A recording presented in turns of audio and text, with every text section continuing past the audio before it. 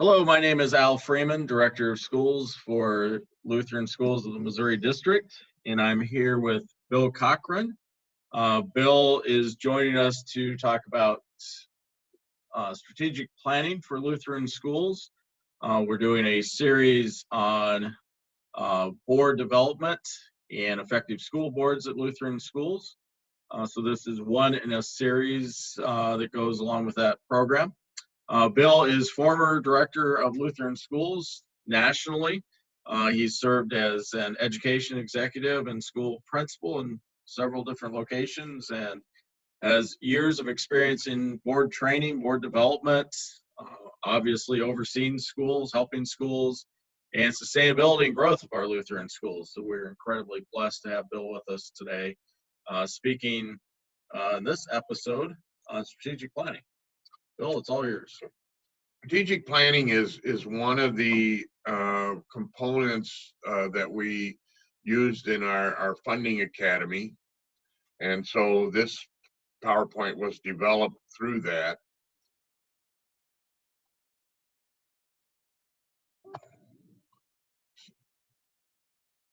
So in your strategic plan, you bring together the fiscal leadership, fiscal assessment, seats and students, gift development, and fiscal planning into a strategic plan that gets things done. Governing boards should spend most time on the future. The past is so over with. The present is in the hands of the administrator and the staff. The board and the administrator have an eye on the future. Firstly, lastly, pray. Commit to the Lord whatever you do, and your plans will succeed. In his heart, a man plans his course, but the Lord determines his steps. Invite people at your church and school across the country and around the world to pray for your school and its future. Start with a vision. And when I went through the first strategic plan, when I was principal, the person that led the plan told me that he wanted me to share my vision of what I thought the school should look like in the future when he came in to help us with the strategic plan. So it's important for the principal to be thinking about that if they're going to go through this process. Now, your vision can be helped by talking with other people, the pastor, parents, influencers in the congregation, other people that would help you be able to articulate your vision in the right way. So what is the 21st century vision for your school? The funding vision, the enrollment vision, and the facility staffing, academic excellence, and Christian outreach. So in other words, in the enrollment area, let's say, when I started a school that I was principal of, and we started from the beginning, the board asked me what I envisioned the school to be. And I said, well, we would be a 9th-grade school with 25 students in each class. So that's the way we started out. But we actually had 50 kids in kindergarten because then we had a morning and afternoon kindergarten.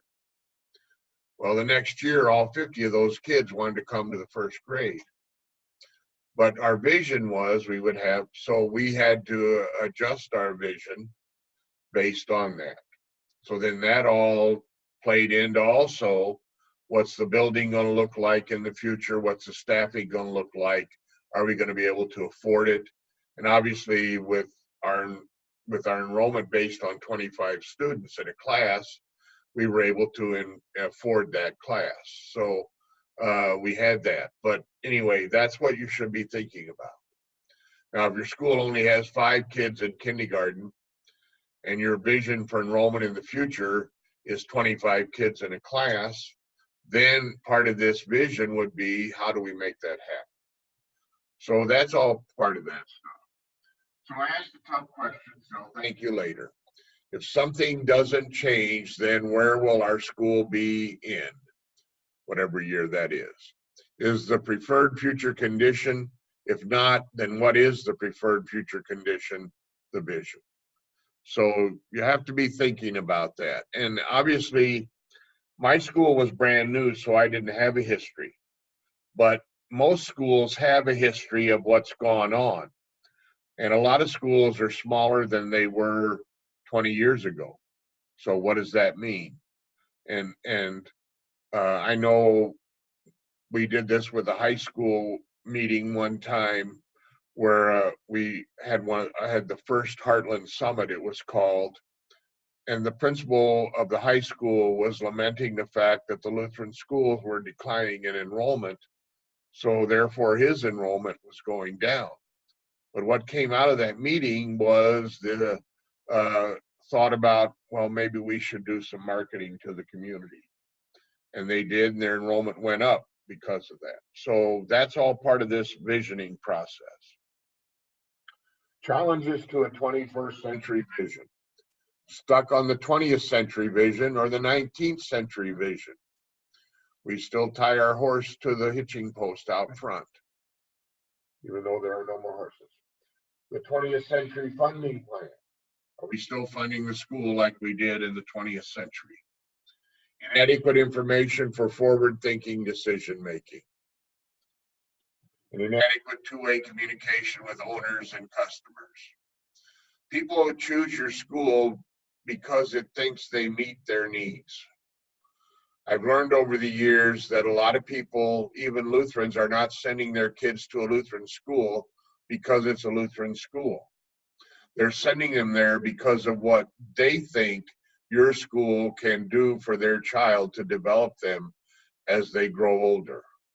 And so you need to talk to people about that as what they're looking for in your school. We're talking earlier about really getting feedback annually from parents, from teachers, from different constituencies, so that you know the perception of your school, what people think that you're doing well, areas of improvement. It's great to have a wide net that you cast to get that feedback. I was reading something the other day, and I thought it was pretty well put. It was about non-public schools, and the individual made the comment, what are you selling and what are they buying? And if you are trying to sell something, but yet the customer, and again, you said it really well, used to be that your congregation, families that went to your congregation would send their kids to your Lutheran school, and it was a rarity when they would not. Today, they see it as a choice. So what is it that they are looking for in a school? What are they buying? And then what are you selling as a school? So you have to meet in the middle. Art Blank, the owner of Home Depot, there's a quote out there where he went into Home Depot and he asked his salespeople, somebody comes in and they're asking you for a drill bit for a drill to make a hole in the wall. Really what they want is the hole in the wall, not the drill bit. So you have the opportunity to sell them multiple different things, but you have to analyze that. A wise man is Ross Stieber, who's former associate director of schools and college professor, and he's done a lot of work with high schools. And I was working with a high school one time trying to help it move forward, and I was talking with Ross, and he says, what's your niche going to be in the community? And so when you listen to what your people in your school are looking for, that can help you determine your niche and also can help you set your vision. And then are you staffed for the 20th century or are you staffed for the 21st century? Strategy is a plan, method, or series of maneuvers for obtaining a specific goal or result. Your school's plan, like a bridge, from intention to action. From where we are to the vision. Why plan? Avoid planning by budget. Avoid surprise. Accomplish something greater than survival. Get beyond urgent and position your school to say yes to the important. The school board says having a vision and plans are valuable because it gives us something to communicate. provides consistency for decisions and actions, gives structure to our plans and actions, shows detailed thought, unifies our efforts, engages people, and allows a way for them to connect with us, is tangible achievement, adds credibility to our plans and decisions, tames the details and helps us to focus, builds momentum, and builds a foundation for future decisions. We have to look for solutions instead of thinking what we can't do. Avoid the four most common planning mistakes: not beginning to plan, not finishing the plan, not implementing the plan, not updating the plan. The full planning process, the mission we exist to do whatever, the values that guide our decisions, the vision describes the goal, the strategic plan describes what, when, who, and the business plan just tells us how, with marketing and funding plans. And this is where the Funding Academy was so important, because it helped us in understanding how the finances affect how we move forward. And are we really knowing what we're charging or what we're paying for, and if we're getting reimbursed for that or charging for that? So a lot of schools do a lot of things that they don't get any income for. Do they know that? And how do they cover the costs of that? So that's all will come out in the full planning process if you do the strategic plan and a business plan along with that. Every action cannot be accomplished now. So think strategically and decide, what are the priorities? What must happen first to allowing something else to follow? Write a multi-step, possibly multi-year plan, and then implement. Planning strategically puts ideas into actions by answering questions. What is to be done? When is it best to do? Who will do it? And how will it be funded? That's important, because if you want to have a school that's a strong music school, how do you fund the band director or the choir director if they're not a part of the staff already? And then how do you get the material to make those things happen? Whatever the area is that you want to do, it's just how will it be funded? So here's a sample planning timetable with the need, how to meet the need, the desired result, action steps and assignment, and then the funding plan. So you do it in school year 1 and 2. And then so the need is greater enrollment, increased customer satisfaction. Your best marketing tool is satisfied parents. The result desired this year is to improve retention rate from 70 to 80%. Action steps: receive input from students, parents, faculty, form, implement plan to respond to negatives and use positives in marketing. The board and administration would do that. So no low cost to receive input except additional tasks for limited staff time. So that's how much it would cost that first year, is nothing, except for just a little bit. And funding for the strategic plan, budget, and undesignated. The result is in the second year is to improve retention rate from 80 to 85%. Then evaluate the results of phase 1. The administration would do that, and then implement phase 2 of the plan, and then you would budget for it. So my new 5-year plan looks like this. How can you have a 5-year plan when you don't know what will happen in 5 minutes?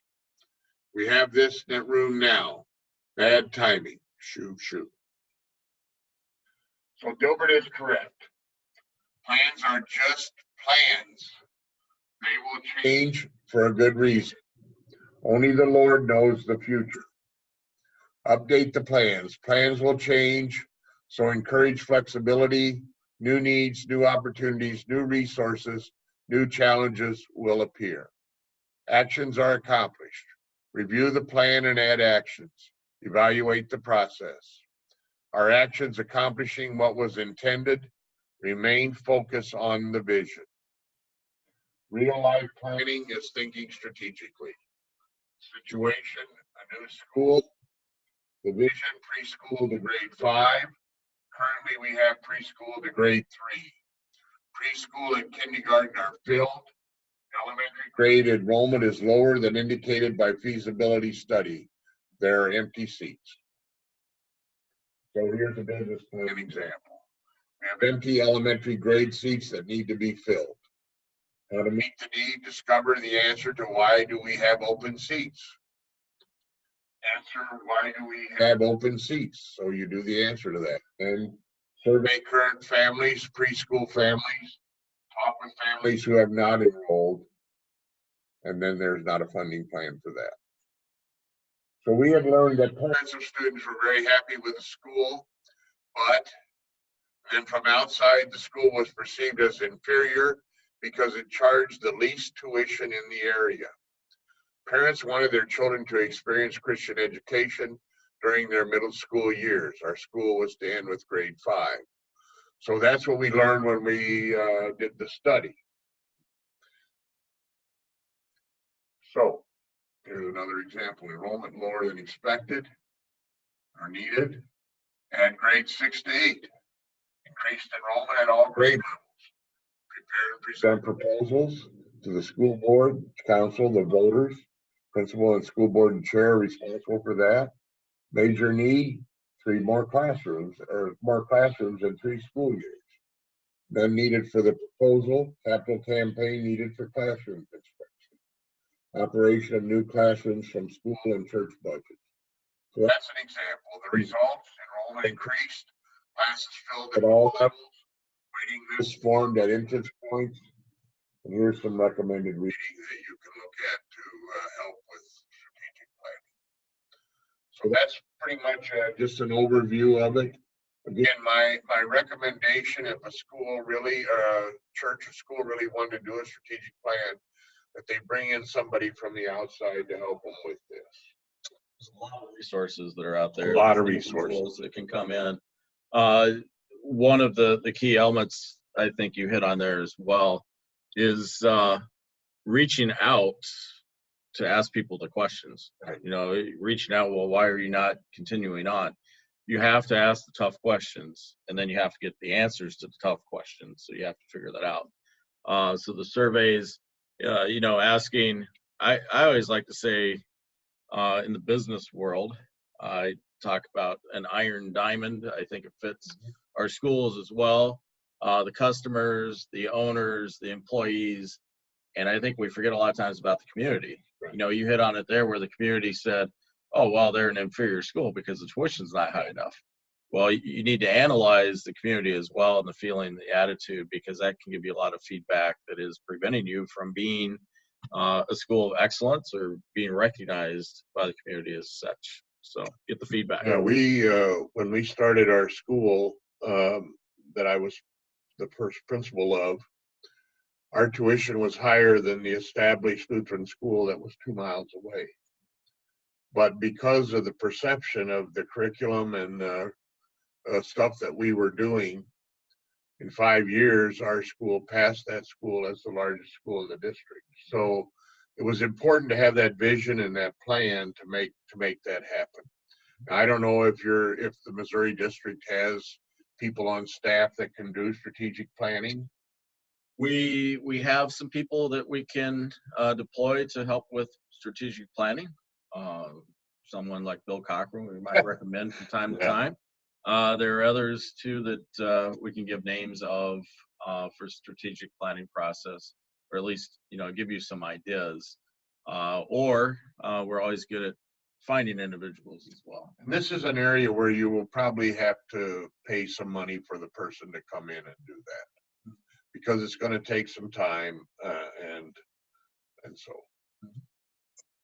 Very good. Thank you so much, Bill. We appreciate you being with us and presenting on the strategic planning process. Bill's giving you some great resources here as well. Obviously, that's a good place to start in the strategic planning process. I might just add on the good to great that Jim Collins did several years ago. he did another book on private schools, which Lutheran High School North in Detroit was the only Lutheran school that was highlighted in there. And Steve Book was the principal at the time. He's now principal at Faith Junior Senior in Las Vegas. Which I would say is also on that good to great. Good to great list. Definitely on the great list, more than not necessarily good to great, but great and continuing to be so and to grow and to lead in many ways. So excellent. Thank you so much, Bill. We appreciate it. And if you would like information about strategic planning, if you would like some names of individuals to come in and help in that process, feel free to reach out to me at the Missouri District, either by email, alan.freeman@mo.lcms.org, or feel free to call me 314-590-6209. Blessings to you and your ministry, and please continue to have board development, strategic planning, and grow your ministries so that they can serve your community in an excellent way. Blessings to you.